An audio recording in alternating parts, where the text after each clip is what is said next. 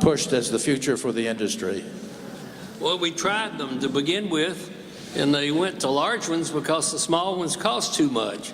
Now the large ones cost too much, so they're going to small ones. They're in a circle chasing themselves, and they're going to wear themselves out. This is for Dr. Abrams.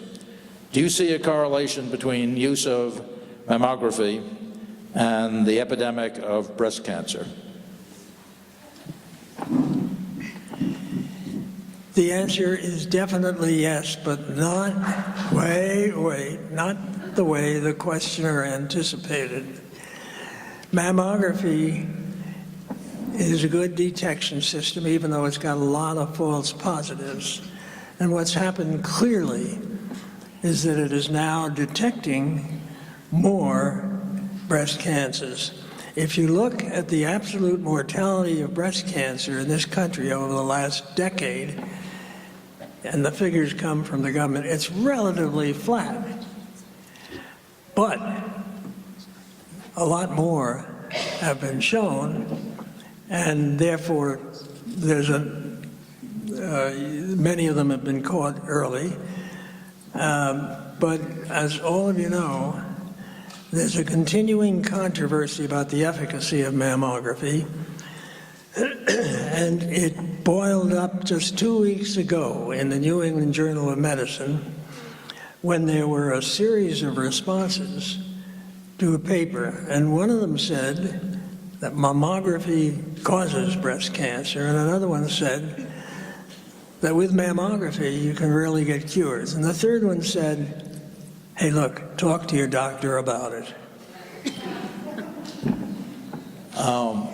Okay, for David Freeman, renewable energies have the potential to change an energy system into a decentralized democratic generation and supply. Maybe. How can we convince the legislature to move away from the paradigm of energy monopolies? Well, I would respond to that person that we need all the renewable energy we can get, whether it's on the rooftops of homes, the sides of buildings, the bathroom, or anywhere else, and including the deserts. What really bothers me is that these debates among elements of the renewable energy, you never hear a coal company attacking an oil company. You never hear the fossil fuel industries anything but a united front.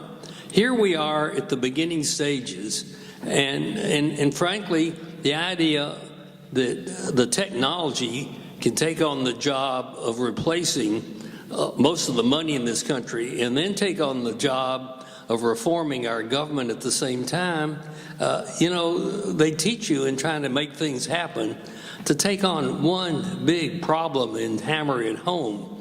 Now, I'm a great believer in decentralized power sources, but we're not going to replace these coal plants and these nuclear plants unless we put some large solar power plants in the deserts on land that is not suitable for anything else, and large wind farms. I mean, there are places in Wyoming where you can have 3,000, 4,000 megawatts of wind power.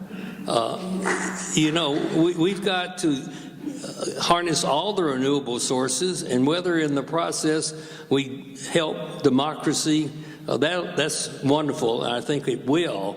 But to make that your central goal and say we just want decentralized sources, I just don't think that we're going to win the fight. Frankly, it takes about as long to put a solar panel on a roof as it does to lay out 200 megawatts in the desert. And we need both. But we need to be sure that we pick the spots in the desert that are not national forests. You don't want to fight with, put a transmission line through a national forest or pick a fight with a Joshua tree that you're going to lose. But part of the problem, and I'll just be blunt about it, is the environmental movement is kind of like us old people are protecting every penny of Medicare. I mean, there are a lot of NIMBYs in the world that are opposed to transmission lines just because they don't want anything in their neck of the woods. Now, we're not going to have 100% renewable unless we build some transmission lines to where the solar and the wind is concentrated.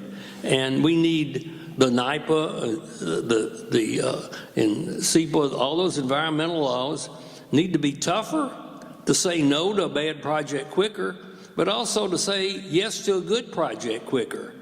And, you know, the laws that were passed in the 70s under Richard Nixon need to be revised a bit. Nobody ever dreamed that you'd use the National Environmental Policy Act to stop a solar or a wind farm. It was designed to stop polluting plants. And the lawyers, and I'm one of them, have expanded its reach to where, I mean, I was in charge of the Port of Los Angeles, and just to expand and modernize the port, we had to spend 3 years on environmental impact statements. And it was only to say yes after 3 years. You know, it's time that we recognize that we are a slight drag ourselves on the pace at which these renewable energy projects are being built, and face up to that part of it. And we cannot marry the renewable revolution to every other issue that we have and expect to win with it. Okay, we better leave that there. That's a nice comprehensive answer. I have 3 quick parts to that. The first one is elect Russ Feingold to the Senate again. That's an answer. And the second one is every single open parking lot in the country, if you look to Martha's Vineyard, you'll see it in the grocery, covered with solar panels. And the third one is that that the wind machines in the offshore area of the vineyard and Nantucket, that's going right ahead. Okay, good. For Cindy Folkers, I think I'd like a discussion to recent changes in allowable radiation in U.S. food and water. Is this pertaining to FDA or EPA? Does it say?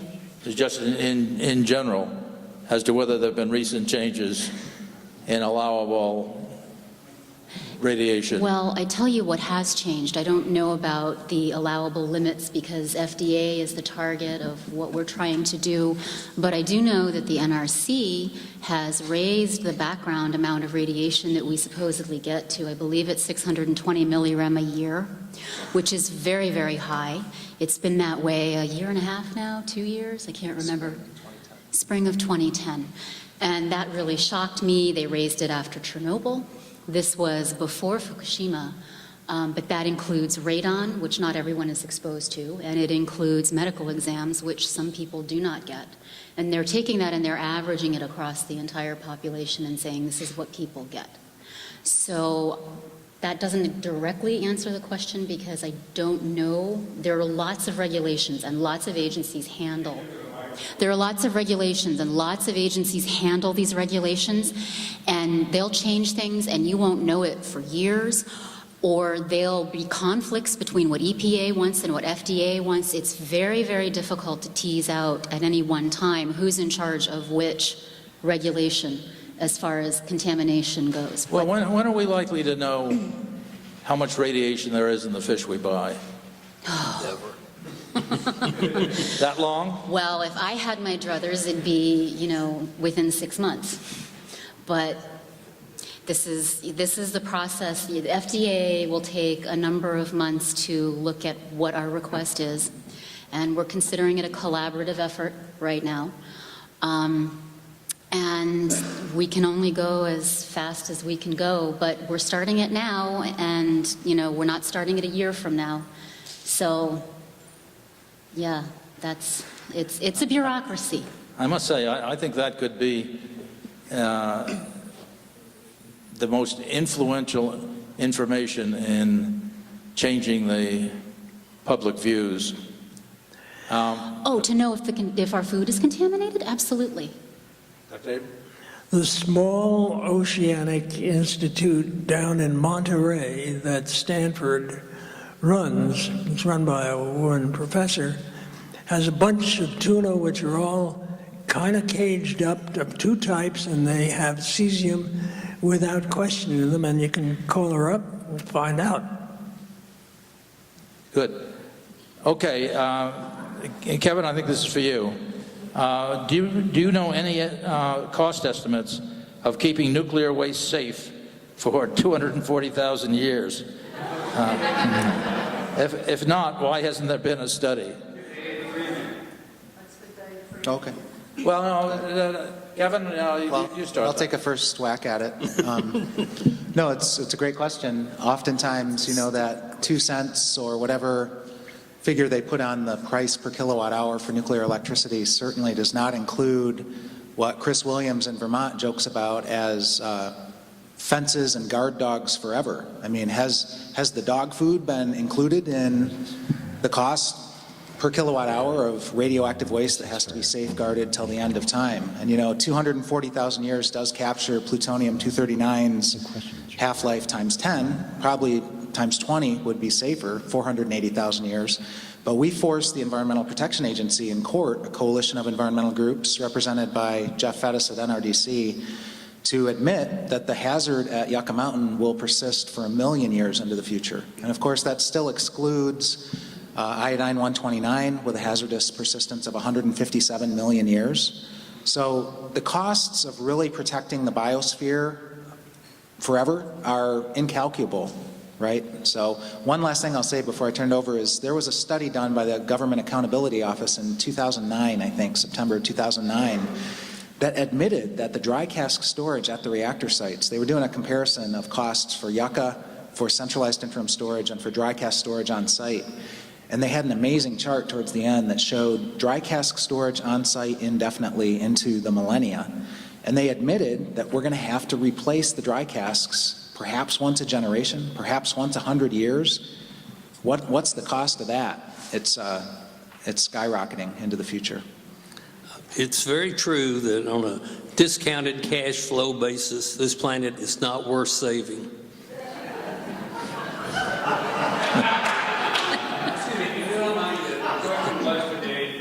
Oh, no, no, please, I got to run it. Yeah, I got to run it. Thank you.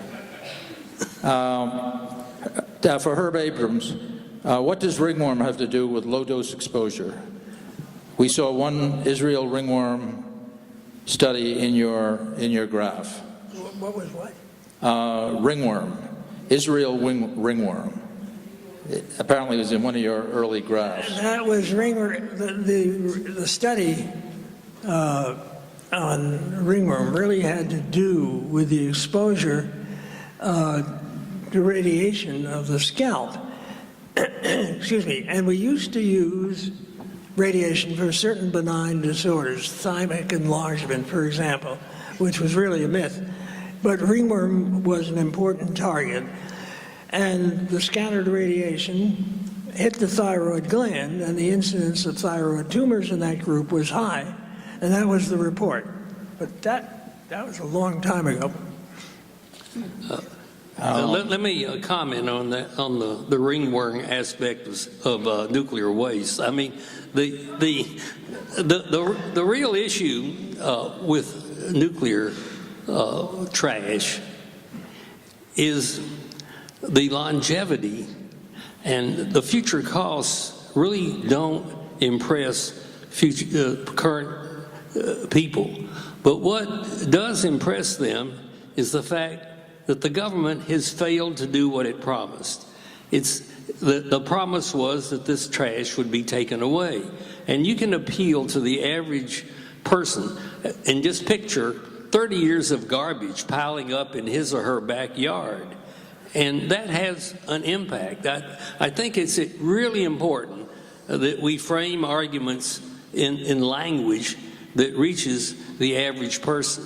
And you know, when the question came up about small nuclear reactors, well, they still produce radioactive trash that we don't know what to do with. And we need to hammer that argument home in every case. The future costs of the radioactive trash is a number that has not been calculated, frankly. The gentleman is correct. I put dry casks in the early 90s when we decommissioned the plant in Sacramento, which is, by the way, the only nuclear plant that's been shut down in the middle of its life by a vote of the people. And we put the spent fuel in dry casks, but they're going to have to replace those in 20 years. There is no money to do there. The argument that isn't made is that people are concerned about the long-term debt. And we ought to relate the nuclear trash issue. It is a long-term debt that is huge in numbers, and we're putting it off on our kids and our grandkids. And it's not a theoretical thing. It's not something that maybe will happen. It's not just a couple of guards watching it.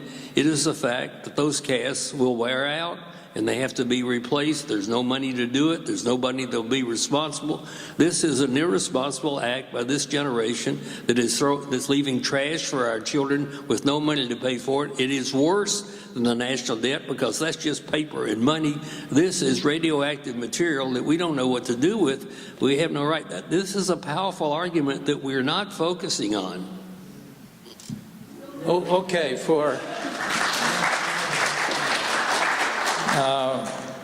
for you, Cindy, are there any devices or machines we can use to measure cesium level in the food we can purchase? Well, I know that I believe Arriva it's a Canberra machine, and it's the only one that can get down to about 5 becquerels per kilogram in a timely manner. And of course, it's made by Arriva, so there's a bit of a conflict of interest there in that they are also the company that has created a lot of radioactive trash. So there's that one, but it's thousands and thousands of dollars. So I'm assuming this person's talking about individual equipment. Safecast in Japan has some good pieces. I know that International MedCom has the Inspector, which is a good device, but the problem with those is you would have to leave them with a piece of food for a number of hours. So I'm afraid that the short answer to that is, as far as I know, for individual people to test, no. Okay. Not to really low levels, not to really low levels. Kevin, I think this is for you. I'm not sure I have the question quite right, but it's how dangerous is the possibility of debris from the Fukushima area burning? Is it allowed to be incinerated in cities as regular waste? Not really an expert, but I did hear one of the previous speakers this weekend, or the last couple days, say that 10% of the tsunami debris is radioactively contaminated, but that's not being accounted for in the program to export those wastes across Japan. This share the burden idea that the national government has gotten away with so far. So of course you don't want to resuspend radioactivity into the air, and there's no filters in place to catch the radioactivity that's being burned with that debris. So I know, actually I was going to mention a woman, I'm sorry I don't know her last name, but she's New York based, I think, named Tamoy, who had a petition drive against this incineration of radioactive debris in Japan. She also, I just wanted to share a story that her 2 sisters are still in Osaka, I believe it is, with small children. And they got together, and I'm not sure how they raised the money, but I think the figure was $15,000 or even $30,000, and they bought a food measuring radiation device from Ukraine, which, you know, after Chernobyl, Ukraine needed such things as well. And so they deployed this device that their nonprofit organization, even their family, really is in control of, to make sure that the elementary school where those small children go, not only their own personal children, but all of the children at that school can be assured that the food that they're eating in the cafeteria is safe. So that was, you know, a tremendous personal initiative that cost a lot of money. And unfortunately, I think it's thematic, both in Japan and here. It seems like individuals get to do this, not the federal agencies with budgets in the billions that are supposed to do this. So, yeah. Okay. For you, Dr. Abrams, how are our background radiation levels determined? Is there is regional variation taken into account?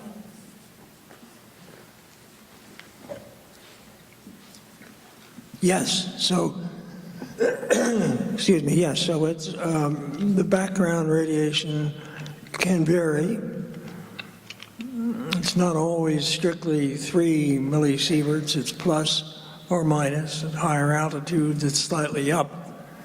So the answer to that is that it's measured, and it does vary. But while I'm at it, I wanted to bring up, I don't know if all of you realize that there is one place where radioactive trash is stored in this country in relatively large amounts.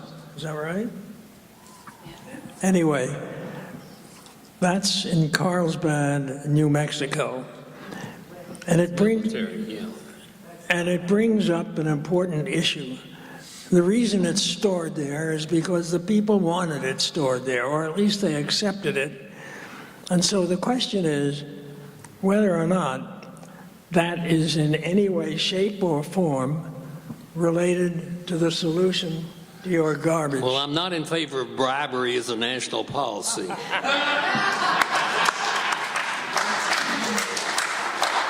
And that is military trash, but there's a very large amount of it down there. Okay. For David Freeman, how do we convince Georgia Power to choose renewable energy over nuclear, given the public money giveaways for nuclear? And I think you could broaden that to say, how do we promote renewables as quickly as we need them in the face of all the subsidies that are given to prevent that from happening? Well, for one thing, you come out against all subsidies. I mean, let's just face it, the renewable energy gets subsidies too. But if you could eliminate all subsidies and just create a green bank where you could loan money to people that want to build solar and wind projects at a reasonable rate of interest, they will be cheaper than the others. Because, let me explain it to you, it's not hard. A solar plant is all capital. A wind plant is all capital. There are almost no fuel costs after you build it. Very few people are required. It's all, and if you borrow the money, a government-backed loan of 2%, that's a greater advantage for renewables than for anything else. And so if we created a great, how do you think we got electricity to rural America? All those red states. It was with government loans at 2% and co-ops. And all the money was paid back. So we've got to get smarter about the policies that we for. And as far as the Georgia Power Company, if you get to the consumers, and there are good people that are organizing that now, and they need more financial help, but if you get to the customers, and especially the industrial customers who will have to pay the bill, you can stop them. That's how I got 8 reactors shut down in the home of the atomic bomb, the Tennessee Valley, because I got the industrial customers and the consumers to realize that every time you build a nuke, you're raising the electric rates. That is a winner. These other arguments are boring by comparison. It should be pointed out that it's not all capital. That is to say, there are maintenance costs with wind, which are significant costs, and we have to keep them in mind. They're not significant. They're relatively small compared to the fuel costs in a gas plant and the number of people required in a nuclear plant. So the operating costs in wind and solar are much more like a dam than like a coal or nuclear plant. Not in California. Okay, we have an awful lot of questions. This one is for Cindy Folkers. Supposedly eating seaweed might help against radiation poisoning. If a food that is supposed to help protect against radiation is contaminated, is it helpful to eat it? I think that gets into the whole issue of what foods allegedly help protect against radiation poisoning? Personally, I would try to stay away from all contaminated food. Rosalie Bertell once told me, and I don't have any proof of this. She once said that if you had seaweed that was contaminated with strontium-90, you could still use that seaweed to leach out strontium-90 from your system, but it would be less of a help. I, however, would stay away from contaminated food if I knew it was contaminated. Okay. For Kevin Kamps,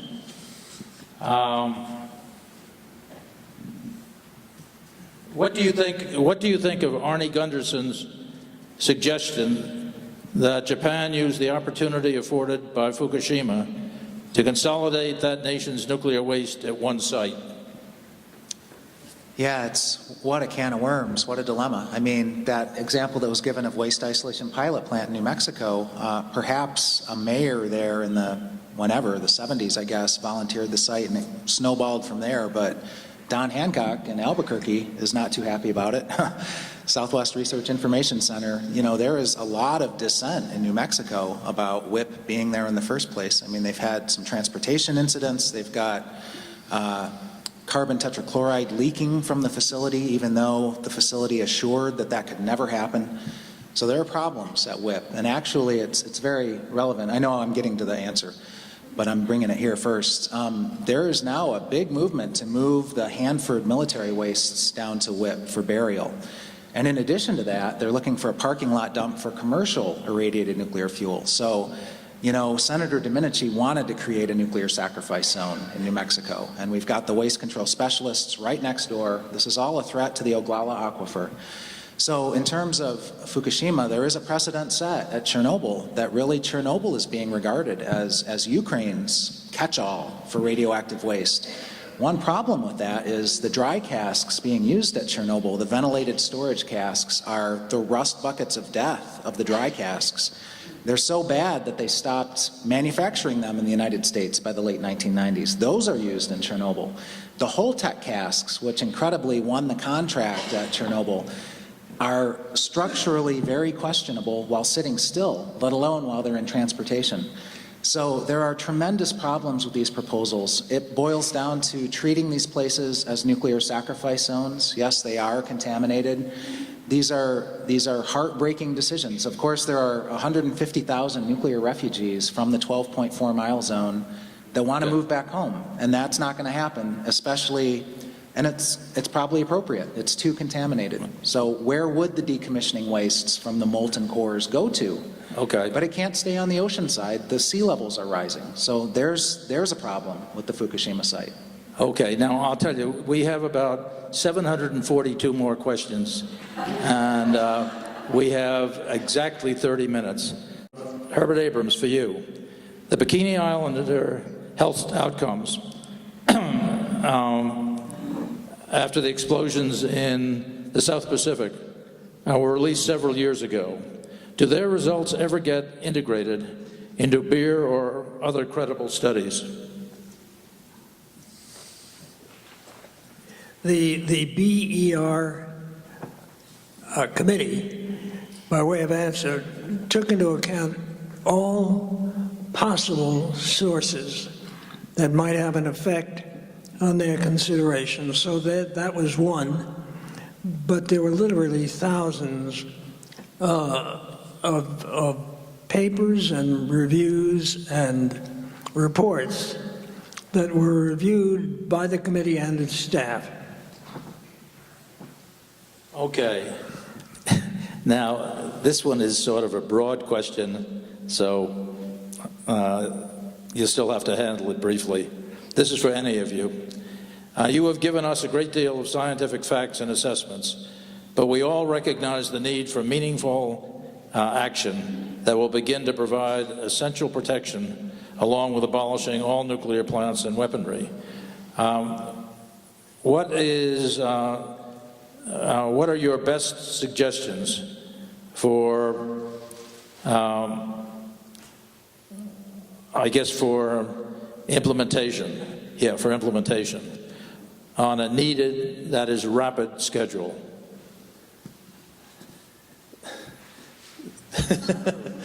What? Okay. I'll give you two suggestions.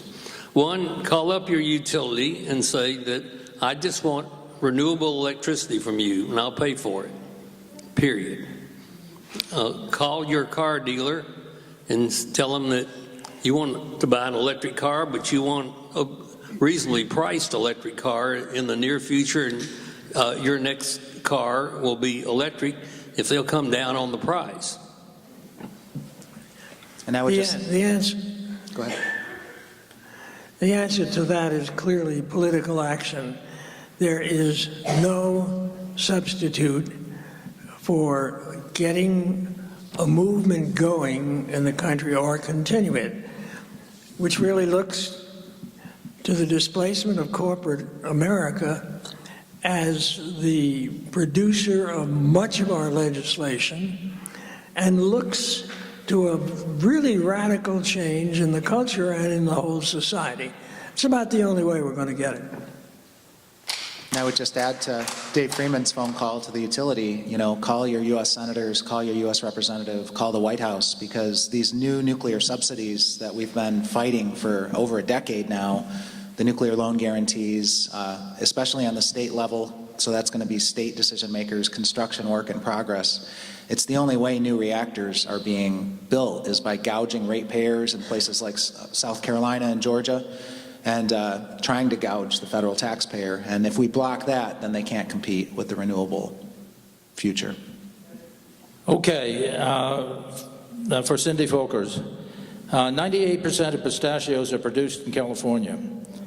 What about California and the West Coast wines and other products as compared to, say, the East Coast produce? What is the difference in food contamination in California and the rest of the West Coast versus the East Coast? Well, we don't know, do we? I mean, that's the point. We're not looking enough to know. So we need to be able to institute some sort of a sampling and monitoring program, like I suggested in my talk, in order to actually answer that question. I mean, we all saw the deposition map. I don't remember, maybe it was Ian Fairley's talk that had the deposition map. Yeah, and that was pretty much the entire US, with maybe the exception of Texas, if memory serves. And, who knows if that's really correct. So that's my answer. We don't know, and we need to find out. It's really amazing that we can't give an answer to that question. For David Freeman, does fracking represent a huge new risk to workers and the general population with regard to radon gas exposure?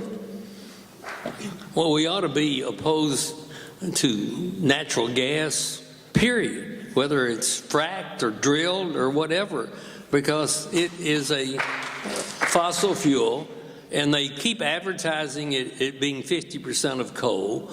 But if any of the methane leaks, and some of it does, if you just get 2% leakage and multiply that by 20, because it's 20 times as bad as carbon, then natural gas is about 90% as bad as coal. When we told people how to stop lung cancer, we didn't say switch from Camels to light cigarettes. We said stop smoking. And the very idea that the President of the United States be maddening with anybody that thinks more than 30 seconds. Anything new has got to be renewable, backed up by storage. And so the fight over fracking is getting into the details of something that's a whole lot bigger.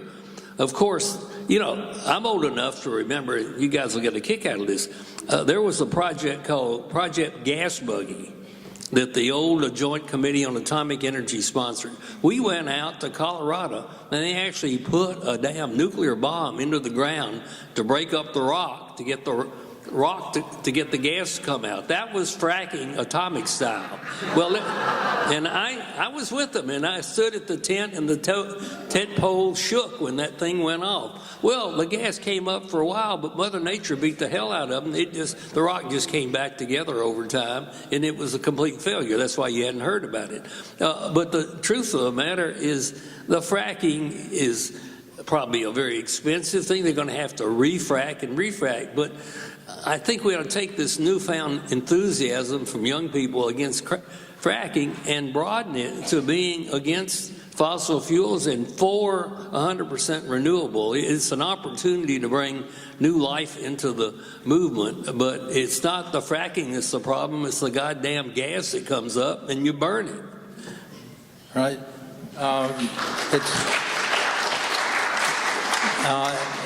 In that regard, I talked to somebody from Sierra asking, since they were against fracking, what we're going to use in the interim before we had affordable, environmentally friendly technologies in adequate abundance. We have them now, damn it.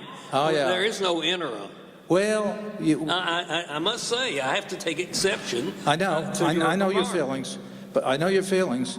But I tell you, his suggestion or his estimate as to when we'd actually have enough, given all the subsidies to prevent it, was 2030. And you were the most ardent advocate I know for the position that we could do it right now if we just had the will. But anyway, his point was this.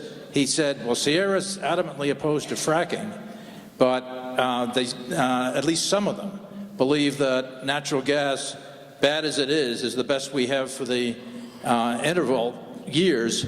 And I said, we have enough natural gas around the world to have plentiful supplies without fracking. I'm not so sure I believe that.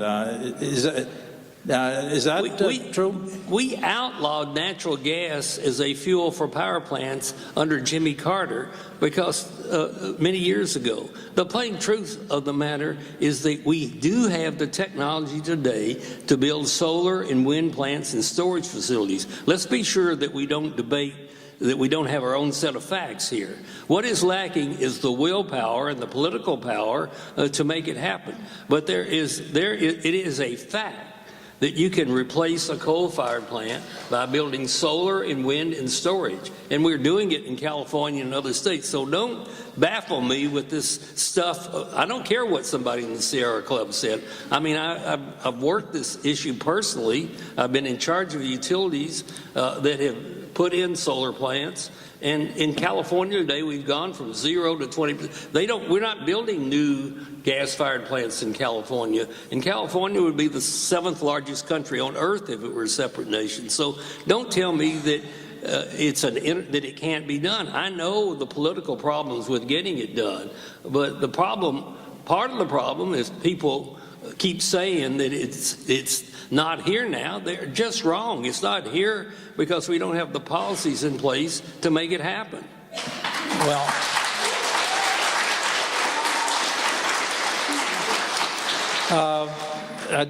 for Herbert Abrams, can you comment on the work of Stanford professor Mark Jacobson on possibilities for renewable energy that the environmental movement isn't addressing?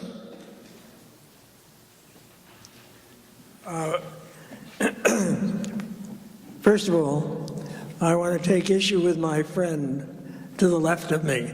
I'm way to the left of you. Oh, no, you're not, buddy. It is really misleading to suggest that you can overcome any kind of transitional period and go right to solar and wind. It can't be done. I'm saying for everything new, you're misquoting me. Politically is one thing, but pragmatically you can't. And so, yeah, one has to think about a graduated plan of some kind or another because it's realistic and because it's pragmatic. I have no problem with your persuading everyone that this is the way to go because I believe that too. But I think you're exaggerating the possibility of doing it. No, you misquote me. I am saying that everything new, you're not as good at listening as you are at talking. I have said, I've been very particular about what I've said. I'm just saying that if you're building we're getting out of hand. If you're building a new plant today, the technology is there is to build it with renewables. I'm not saying that the transition won't take 30 years. I'm saying that it will never take place unless we start. And the way to start is that everything new needs to be renewable. And if you're replacing coal with natural gas, you are just delaying the time when you can get to an all-renewable future. Well, you know, I kind of think that we're getting to a point in which we're agreeing that we ought to move very vigorously. And as you said, even if we move very vigorously, it might take longer, but even 30 years, but we better damn well start now. We all agree on that, I think. For Dr. Abrams, is there a study about the consequence of low-dose radioactivity in the environment by inhaling or eating radioactive materials? In other words, has anybody looked at the possibility of the effects of inhalation and eating radioactive materials? Well, I think we're all aware that the inhalation of particulate matter is something that goes on all the time. If that particulate matter happens to be plutonium, then it's clear that it's going to cause cancer of the lung. And the knowledge that the alpha particles that lodge on the mucosa there, without any level of penetrance that's significant, nevertheless changes the character of the epithelium in a malignant direction, it's pretty clear cut. Kevin Kamps, given all the weapons tests done above ground by all the nuclear powers over 20 plus years, what effect have they had on background radiation? Have the background levels of exposure been recalibrated over time? Yeah, I'm a bit rusty in this area, but Arjun Makhijani, prolific writer on so many different subjects, published a book in 1992 called Radioactive Heaven and Earth. And, you know, the United States alone, I think the number was 128 atmospheric weapons tests. So certainly Ian Fairley's slide showed that there were large-scale radioactivity releases into the environment from these. And I think that's a part of the deception. I mean, that's something that you run into immediately and often with the nuclear establishment and government and industry, is just deception after deception and half-truth after half-truth. So Cindy asked me when I first saw that NRC doubling of background radiation, and I guess they're very careful in their deceptions. They didn't say natural background radiation, they said background, but they leave the impression that it's natural background. And of course, when you read the details, you see that it's medical and it's inappropriate because not everybody's getting that. But then they use that to justify bringing everybody up to 600 millirem per year by allowing more leakage and more nuclear facilities. And so there's a lot of shenanigans being played. So the atmospheric weapons tests especially were bad, of course, but also, you know, even the underground tests. There was one called Mighty Oak in Nevada, I believe it was in 1986, and the power of the blast split the earth open in the Nevada desert, and out came the mushroom cloud. So there was more release there. Say, someone asked about Mark Jacobson, and I forgot to answer. I'm not sure which Mark Jacobson we're talking about. The only one I know is an expert on wind. His life is spent evaluating wind, and he's a professor of engineering. And most recently, he published a very eloquent and incisive analysis of the total dispersion of radionuclides from Fukushima. It's one of the physical journals, but I don't know about you. That one was about some therapy, wasn't it, or something? No,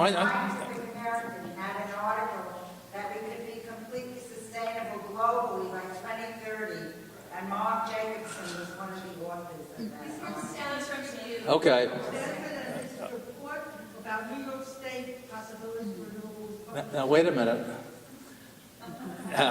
You want to say any more on that? No. No. All right. David Freeman, there are two questions. I think you've already answered one, but I'll ask it again. If the first one is, if plants are the only marginally profitable at best, what is the weakest financial link in their continued operation, which might be realistically affected by public opinions and public policy And when you answer that, would you include the guarantees they're given if anything goes wrong? And the other one is, how would you go about joining the various environmental movements together? Where do we start? I think you've sort of answered that one. Well, in terms of the existing nuclear plants, you know, there's always been this tug of war between safety and cost. And keeping the costs down is always kind of won out. Now we have the one thing about Fukushima that I think we can relate to is that earthquakes happen in America too. And certainly the nuclear plants that, like the two in California and others that are near earthquakes, you can focus on the fact that they need billions of dollars of repairs in order to be operated safely to withstand the kind of earthquakes that we now realize are possible. For example, San Onofre was designed for a 7.0. Well, almost no geologist will tell you that that's the maximum that you could get there now. And so part of the argument we're making, Friends of the Earth, that I'm advising, is that there has to be considered in whether to keep running or not, the fact that it's going to take, we're going to throw another $1 billion or $2 billion into that old sucker just to make it safe enough to operate. So the economics of these existing plants can be determined by post-Fukushima upgrades that are going to be required, like replacing the steam generators or old equipment. In other words, these plants are into the aging era where they're going to have to be serious money put into them, and it's more cost effective to put that serious money into new solar, wind, and storage and efficiency. And that's the major argument that's being developed in California and developed around the world. And I might add that it is really important to understand the difference between saying that things are going to happen in 30 years and beginning that 30-year march today by saying that every new power plant has got to be renewables. The big issue today that you gentlemen sort of papered over is whether when you replace a coal plant today, you replace it with a gas-fired plant or you replace it with renewables. That's the issue. And I can tell you, as a CEO of large utilities, you don't lightly retire an old plant. And if you build a new gas-fired plant today, it is going to keep running for 30, 40 more years. You've got to kill that sucker before it's born. And that's why it is really important that you guys understand what I'm saying. Because I think you agree with me, but you were not sounding that way to begin with. No, not true. Well, but anyway, just a second. Let's make clear that David has really forgotten one of the central elements. I mean, the taxpayers are paying the insurance for every single nuclear plant. I haven't forgotten. Well, you didn't mention it. It's not going to be. Of course not, because you're dealing with a Republican Congress that has no chance of repealing it. I am not in favor of butting my head up against a stone wall. And I want to do things where we can make a difference. He's as practical as I am. All right. If you want to bring up other things, I'll point out that China, you all know this, China is building a new coal plant every 1 to 2 weeks, which is awful. Anyway, here's a question. They're retiring an old one every 1 or 2 weeks. Here's a question. It's a double question for you, Dr. Abrams.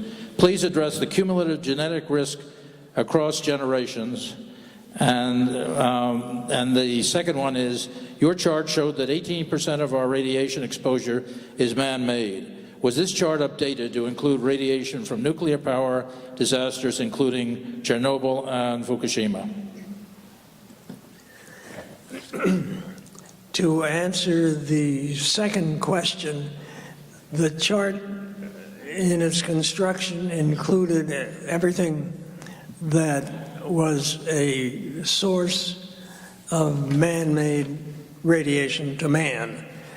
And of course it didn't include Fukushima, since it was part of the BEIR 7 report.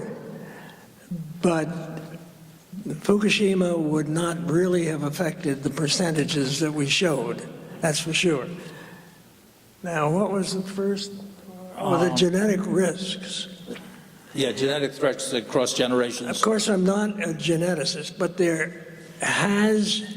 I don't think there's any question but that there is a significant genetic risk that we simply have not demonstrated because the cohort was not really large enough. That is to say, the question is whether or not in the 120,000 and among those in whom the pregnancy followed, was anything inherited from the changes that they experienced. And we simply were not able to demonstrate that in time. At least by 2020, I think that will be demonstrated. Okay, you've done very well with the questions. This will be the last one, and it's for all four of you speakers. So we'll start with you, Kevin, and then move in this direction. What is the most important thing to do now to make positive change regarding the medical and ecological effects of nuclear activities? Well, I'd just like to emphasize that the Kewaunee, Wisconsin closure announcement last October was the first announced closure of an atomic reactor in the U.S. since 15 years, followed quickly by Gentil 2 up in Quebec and Crystal River down in Florida. There are a lot of reactors that are on the brink of closure for what they call financial reasons, but Dave just put it really well. The new CEO of Entergy, which owns Indian Point, on February 8th told Reuters that one of the economic challenges they face are these major safety repairs at their 40-year-old reactors. Dave Lochbaum refers to it as the breakdown phase of nuclear power. We've seen Chernobyl, we've seen 3 Mile Island. Those were break-in phase. Those were unforeseen design flaws and operator errors due to their inexperience. We're deep into the breakdown phase at these reactors now. So, in short, we need to take advantage of this moment in time and shut down these reactors before they melt down. Okay, Cindy Folkers? Yeah, I second that. I mean, we're dealing with an industry that doesn't tell the truth, the complete truth, when we need it to. They don't take proper measurements of what it is that they expel as a daily routine operation when they have serious accidents. They are not forthcoming with their data. They cannot seem to handle this technology. And one of the things that I say is that human beings learn by making mistakes. And nuclear power is an absolutely unforgiving technology. So if we want to have a technology that's compatible with who we are as human beings, because I can't see us being perfect anytime soon, then we need to move away from nuclear power. And the sooner we can shut them down, the happier I'll be. Okay, David Freeman? Well, I think the gentleman to my left said it well on what the negative arguments are. But I think those arguments have to be preceded by the positive argument in favor of renewable energy as something better that can replace it with, because the general public will not buy the anti-nuclear line all by itself because they're afraid the lights will go out, just like some of the comments here. So you've got to couple it with the positive message that there is an alternative that actually is not only safer but cheaper. And that double, putting those two together, I think we can get the rest of these plants shut down and kill them before they kill us. Herbert Abrams? I agree with all of my colleagues, but I would point out that the best market on Martha's Vineyard is Jordan's Market, and it's big. It's got a wonderful range of things to offer. And this last summer, its huge parking lot was covered over by solar panels. And that is a wonderful example for the whole planet. Thank you.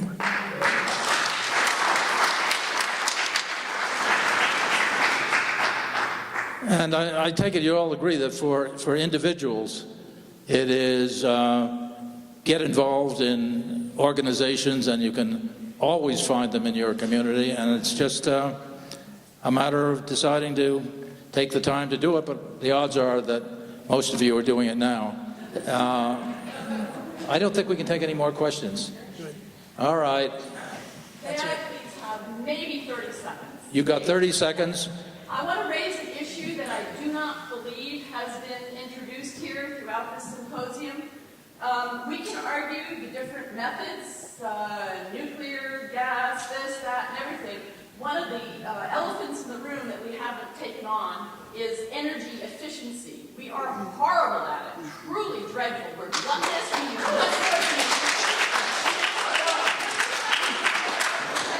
We have the means in construction now, just to take 1 second, not transportation, not industry, All right. just construction, to build structures that use 90% less energy. We're doing it now very slowly. There's a passive house standard that is being used throughout Europe and is really gaining a lot of steam. And we also need to pass some laws such as feed-in tariffs that give people the incentive, that give them a fair return instead of getting wholesale rate on the excess kilowatts that they're generating with wind and solar to get a Okay. Now, no argument. I think the current figure is that 30% of our energy use is absolutely wasted, just as we waste 40% of our food. But one little point. Could I have the personal privilege of commenting that 2 women from New Hampshire came to me when I was in the White House in 1969 and told me that they'd figured out you could save more energy through efficiency than that nuclear power plant up there that was being proposed and built. And that as a result of that, I put the first energy efficiency measure in this country in President Nixon's energy message in '71 to require FHA to require insulation in FHA-approved housing. And that the study I did for the Ford Foundation in '73, entitled A Time to Choose, laid out the efficiency option as it never had been laid out before. And Jimmy Carter and I implemented a lot of those things. So I appreciate the ladies bringing that up. We've made a lot of progress in efficiency, but we sure have got a long way to go. Well, I'll just add something to complicate what you said. I mean, of course, everybody agrees with you. But there's some people in Washington who are saying that we should focus on energy efficiency and basically saying we don't have to have a major Marshall-like plan for environmentally friendly alternative sources, and saying, don't worry about it, we'll just rely on efficiency, and obviously we need both. Okay, end of session. I'd like to thank the panelists. You were really terrific.